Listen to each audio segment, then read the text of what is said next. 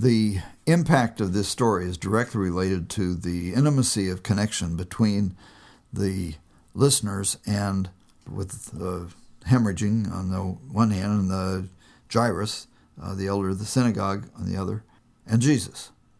The story begins with Jairus, an elder in the synagogue, coming and falling at Jesus' feet and begging him to come and heal his daughter, who is on the point of death.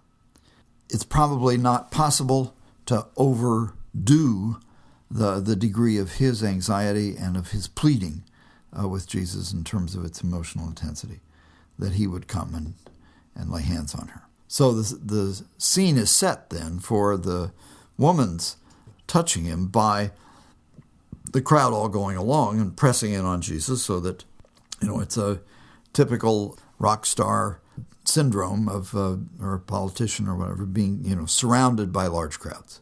The woman description of her situation is highly intimate. This is all an inside view. And so you're describing what it is that has been her experience. All these doctors, all these years. It's very quiet, very intense, and shows the degree of her desperation for help, but also her confidence in Jesus. And so even the healing, after she touches his garment, she knew in her body that she had been healed, is very intimate and very quiet.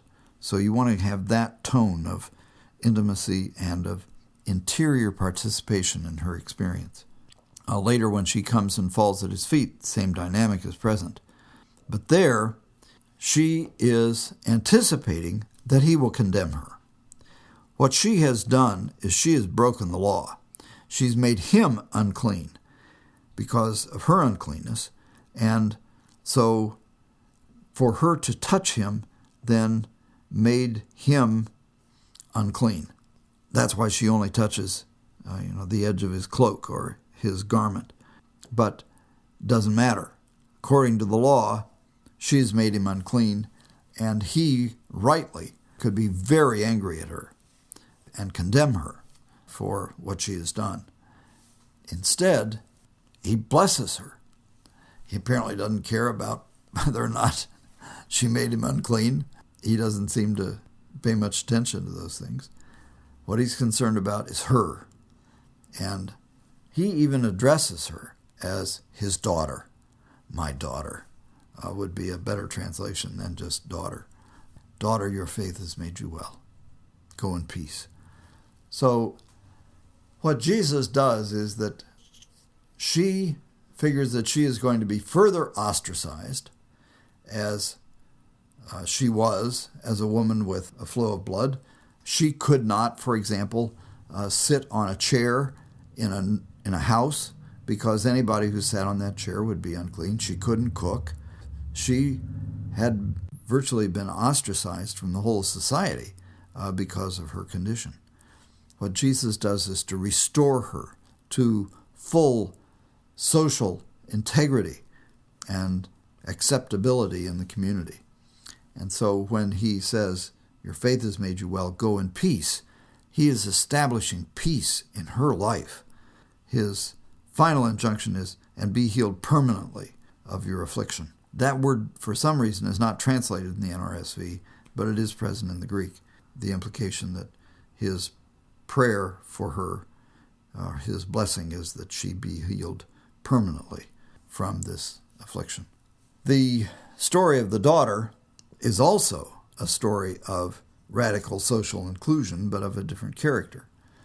Jairus, is the leader of the synagogue, has full permission to ask Jesus for his help, but clearly people assume that because she's already dead, that he doesn't need her, and they even make fun of Jesus when he says that, she isn't dead but sleeping.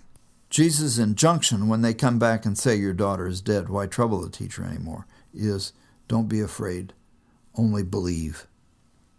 And so the contrast here is between fear and belief.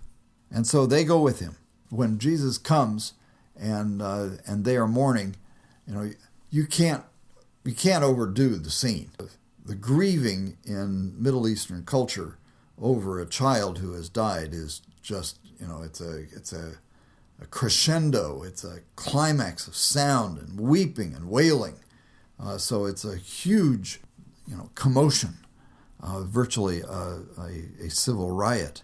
So when Jesus comes and there's all this going on, which was normal at funerals and in the immediate aftermath of a death.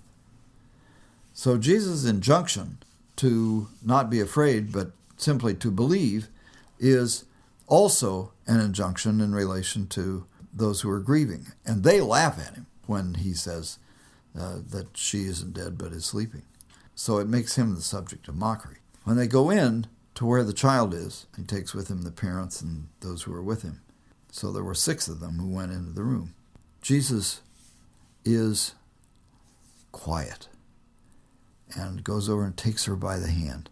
So you want in your gestures and in your voice to indicate this coming to her and taking her by the hand and then speaking to her very softly. Talitha kumi. Talitha kum. Which means the little girl, come, get up. And so she got up and started walking around. Now, notice that the first thing is that she got up and she started walking. And then he has to explain to the listeners who are wondering, well, now, how does this little girl walk if she's such a little girl? And he has to explain. Now, remember, she was 12 years old. So don't be surprised at that. The final note of this is that they are amazed, and Jesus tells them to be quiet and to tell no one. But then the climax of the story is he suggested that they might give her something to eat because she's fine and she hasn't eaten in a while. But it's a delightful note at the end of the story.